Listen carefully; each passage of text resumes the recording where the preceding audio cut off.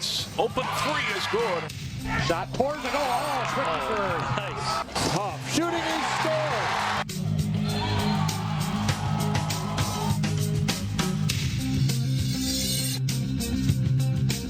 Welcome to Sports Jam for the week of May 15th. I'm John Jacobson. And I'm Jay Wilcox. This week on the show, highlights from a big Lake Conference baseball matchup. We'll meet a softball slugger from Champlin Park in our Sports Jam Spotlight. And I'll talk lacrosse with the Maple Grove boys, who enter this week unbeaten. Leading off this week, the annual softball battle between Osseo and Maple Grove and the fundraiser for the fight against cancer. A night game at Maple Grove Middle School for the Orioles and the Crimson. It's scoreless in the top of the third. Maple Grove's Ava Dewick with a fly ball high and out for a three-run homer as the Crimson take the lead. We go all the way to the bottom of the seventh. Osseo trying to rally. Andrea Denslake's ground out brings Hannah Carmen in, cutting the lead to 4-2. But Dewick closes the door, getting a strikeout to end the game. Crimson win on a special night for both teams. I think it's just a big part of our season. It is a big game for all of us, and so it just really gets us going, and as my teammate Cash would say, put some juice in our game. So I just think it was a really fun event, and me being new here this year, it was a brand new experience, so I just really loved it. Anoka is the conference leader in Northwest Suburban softball, and the two teams that were right behind the Tornadoes played a thriller. Totino Grace hosting Blaine in this one. Blaine grabs the early lead. Taylor Bross with a big swing here, and she sends this one over the fence and left for a two-run shot in the top of the first as the Bengals start strong. Grace answers in the bottom of the frame as Ella Ebensteiner's grounder gets past the shortstop. It scores Erin Pepping, and it's a 2-1 game after an inning. The Eagles escape a mini jam in the third as Bross lines a fly ball to right. The base runner doesn't see the play well and is easily doubled off first. Down 3-2 in the fifth. Totino Grace ties it up as Ebensteiner knocks a single up the middle to bring Marie Schupenitz home, and it's 3-3 through 5 innings. Blaine goes back in front in the sixth. Haley Sheff knocks it past short and into left center. Kylie Cassidy scores, and Ramsey Parent speeds home as well. The Bengals lead it 5-3. They get an insurance run in the top of the seventh. Cassidy's liner down the left field line scores a run, and it looks like Blaine's game as they lead 6-3 going to the bottom of the seventh. But that changes with one swing. Bases loaded, and Schupans connects. It's a game-winning grand slam for the sophomore. The Eagles stun Blaine with a 7-6 win. My coach before, he said bases are going to get loaded and you're going to hit it over, and that's what happened. It was 3-0, and then it was 3-1, and then, I don't know, it was right there, and I just hit it. It felt really good. That win left Totino Grace one half game behind Anoka in the Northwest Suburban Conference standings heading into this final week. Well, offense seems to be the theme in Northwest Suburban softball. Another game involving a couple of local squads had a lot of offense as well. Champlin Park hosting Park Center. The top of the third, Park Center's Kiara Hurt laces a hit down the line, scoring two. The Pirates go up early, 6-1. But the Rebels rally in a big way in the bottom of the third. Brittney Davis with a line drive up the middle scores a pair of runs. Then with the bases loaded, Piper Otto's fly ball gets down and gets away from the left fielder. That clears the bases and ties the score at 6. In the same inning, Laura Klepner comes through with a gapper that scores a couple more. The Rebels get 10 runs in the inning, and they take an 11-6 lead. Champlin Park tacks on 3 more in the fourth and then 3 more in the sixth, and they win it 17-8. We'll meet the Rebels' Brittney Davis later in the show. Things can change in a hurry in high school sports. The Hopkins softball team beat Edina 6-1 earlier this season, but the rematch was a different story. This one on the Royals' home field. Top of the third, Edina's Anna Pins launches a 2-out, 2-run homer, putting the Hornets on top 6-0. The Royals get on the board in the bottom of the third inning. Natalie Den Hartog drives a shot to the gap. Hannah Kleitz scores on the play. Top of the fourth, Edina gets back-to-back run-scoring doubles. Hannah Sundram's line drive off the fence here scores Allison May for an 8-1 lead. Then in the top of the sixth, Genevieve Ovsak cashes in with a bases-loaded triple. The Hornets go on to win it over Hopkins 11-1 in 6 innings. The Maple Grove boys tennis team is having a solid season, but recently lost top player Sam Hochberger to a season-ending injury. The Crimson felt that loss as they battled Elk River with the Northwest Suburban Conference title at stake. Number 3 singles, Elk River's Tommy Chuba fires an ace serve on his way to a 6-1, 7-6 win over Harrison Schindel of Maple Grove. Second singles, Maple Grove's Josh Miller serves up a winner here, but Ryan Hermanson of the Elks takes this match 6-3, 6-2. Ben Bakke serves at number 1 singles, but Elk River's Tyler Creelman with a return winner on his way to a victory as the Elks sweep the singles. First doubles, Maple Grove's in the near court. Davis Pfaff will put it away as he and Billy Ehlers win in straight sets over Joe O'Connell and Joey Eberly. But that is Maple Grove's only win. Elk River's Connor Bazal and Teo Larson win in the number 2 doubles match as Elk River takes it by a score of 6-1. And John, section team play getting started this week already in tennis. Hopefully we'll get some good weather from tennis this week. Straight ahead here on Sports Jam, highlights from the week in baseball and lacrosse. And later we'll meet a softball slugger from Champlin Park. Welcome back to Sports Jam. Time to talk baseball and a good Lake Conference matchup. Defending state 4A champion Wayzata look to beat Eden Prairie for a second time this season. The Trojans hosting the Eagles at Central Middle School. Wayzata grabs the lead in the bottom of the first. Chad Musser singles to center field to bring Danny Dice in for the first run of the game. It's the start of a big inning. Will Oberg is Wayzata's pitcher in this one, and he can hit too. Oberg drives an opposite field shot to right center. It's gone. A 3-run homer makes it 4-0 Trojans after 1. Eden Prairie battles back in the second. Matt Dolan at the plate, and he drives the ball to the right field corner. Ryan Robleski comes around to score as the Eagles pull to within 4-1. Oberg settles in here, getting one of his 9 strikeouts over 5 2/3 strong innings for Wayzata. The Trojans get some solid defense to back their pitchers too. They look to hold the Eagles in check. Eden Prairie does get 1 run in the 7th. But Wayzata holds on for a win. They take it 4-2 over Eden Prairie.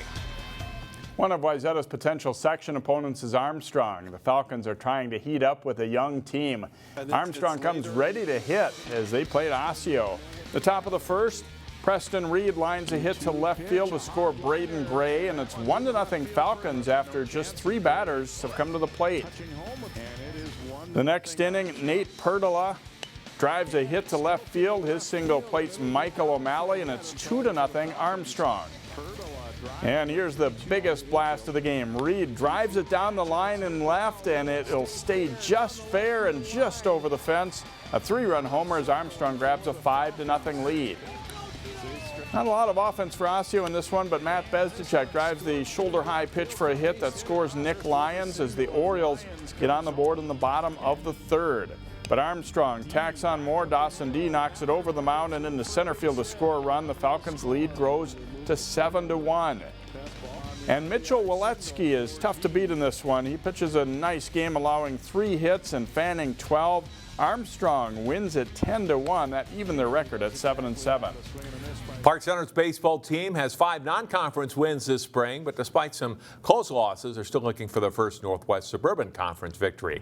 Park Center at home to take on Elk River last week, bottom of the first inning, and the Pirates' Tanner Stein at the plate. He drives the ball to center field. This one will drop for a hit. The Elk center fielder tries to get the runner at third base, but misfires on the throw.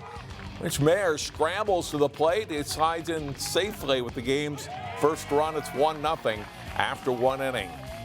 Top of the second, a good swing on the ball here by Elk River's Caden Gatlin. Left fielder Matt Spory, though, on the run, tracks us down near the fence. Nice grab by the junior. Tied at 1 in the 3rd inning, when the Elks' Connor Hogan sends one to the gap in right center field. A lot of green out there. Cole Delaney is the 3rd of 3 runners to score on Hogan's bases-clearing triple, and it's 4-1 Elks. Next batter is Gatlin, and he singles just over shortstop and into center field for a base hit. Courtesy runner Joe Pelly scores. Elk River scores 5 times to lead at 5-1. Park Center leaves the bases loaded twice in the 1st and 3rd innings. Elk starting pitcher Gig Willson gets the strikeout there to end the third.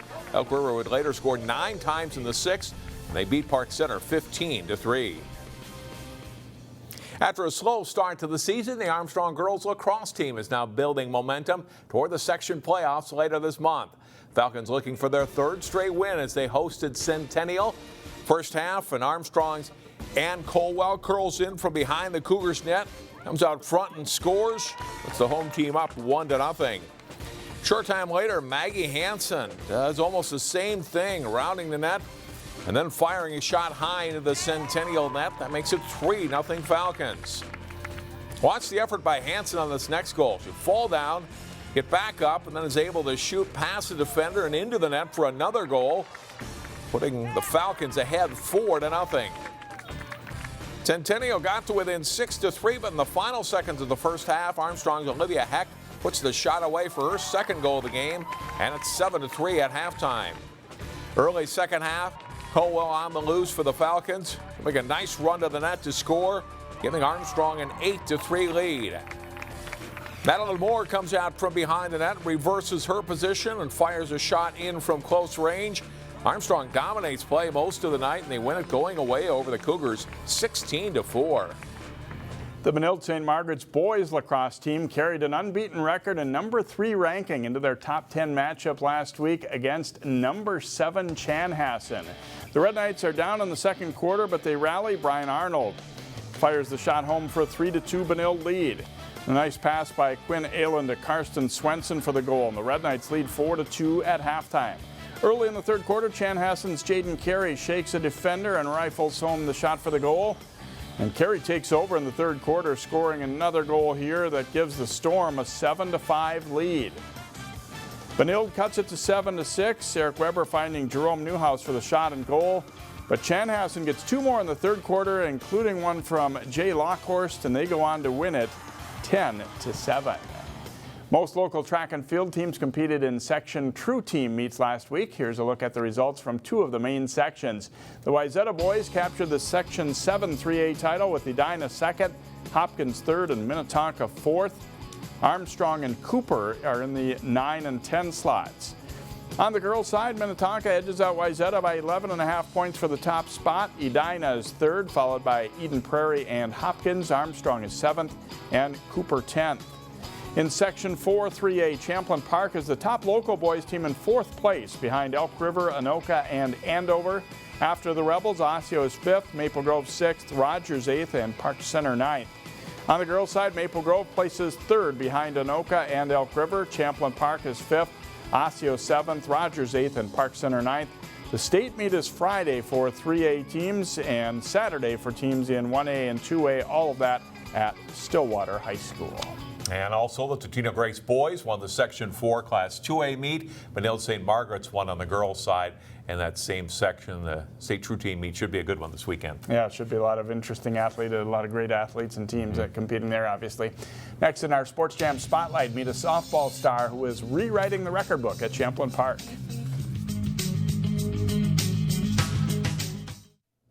We're heading toward the end of the regular season in softball. Pitchers in the Northwest Suburban Conference always know when Brittney Davis is coming up in the Champlin Park batting lineup. We meet the Rebels senior in this week's Sports Jam Spotlight. We're down to the final weeks of a very impressive high school softball career for Champlin Park senior third baseman Brittney Davis. Being a Rebel to me means family, and that's what this team is. It's just a big family, so it's going to be sad that I'm leaving, but obviously it'll be good that I'm going on to a new chapter. Davis is hitting .500 with power for the Rebels. Not unexpected, since she's been a standout for 4 varsity years.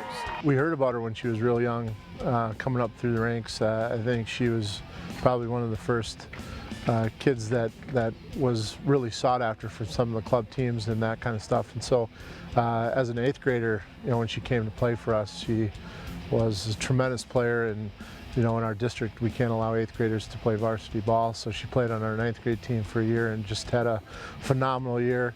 Brittney's played a lot of club ball, facing good competition there and in the Northwest Suburban Conference, which has pushed her to improve. Yeah, for sure, and like those players, I do know most of them, so obviously that's fun in that aspect, playing against people I know, and yeah, for sure, good playing against competition. makes you better. So yeah. Davis is headed for the University of Toledo to play Division I ball next season with some old friends from Minnesota.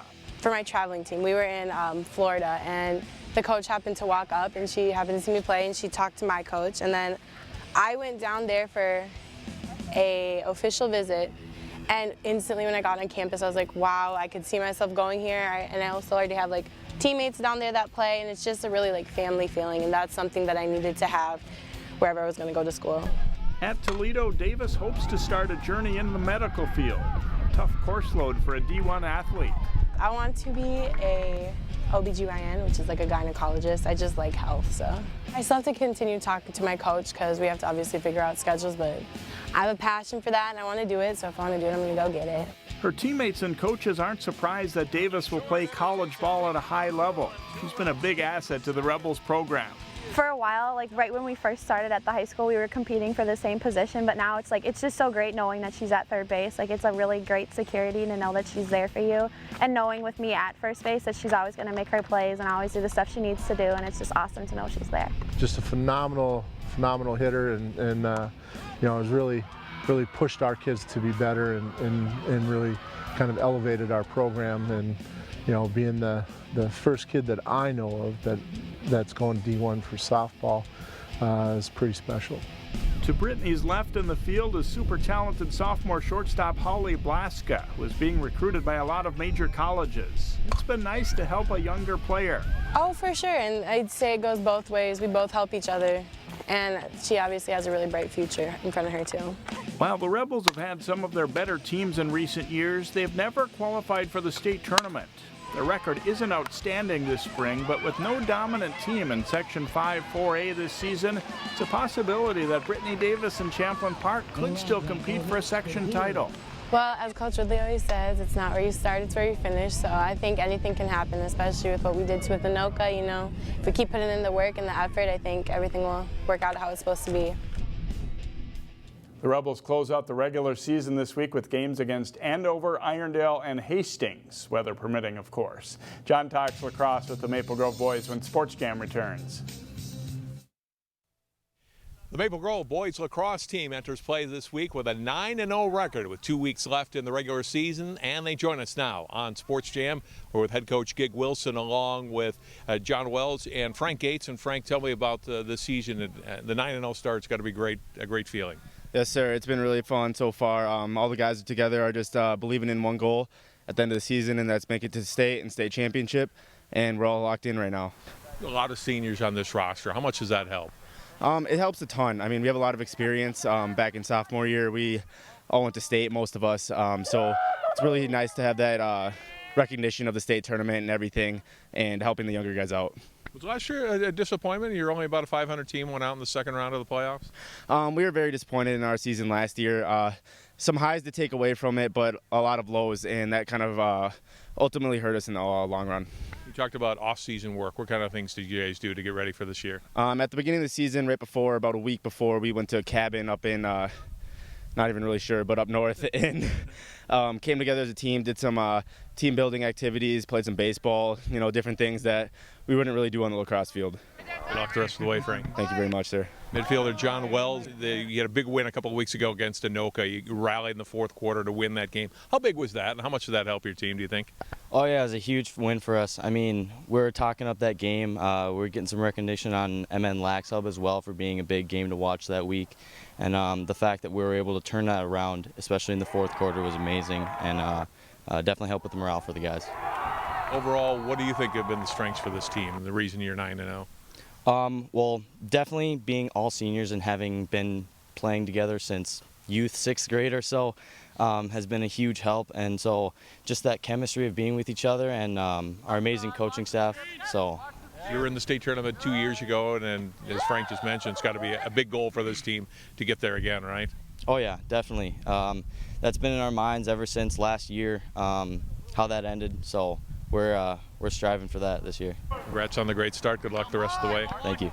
Head coach Gig Willson, how much fun has this been to work with this group and this senior class that you've got? It's been a ton of fun. I mean, they're a special group of guys. As they've said, they've been playing together forever, so they kind of have a brotherhood amongst themselves, and to be able to lead that it's a neat opportunity. I'm loving it.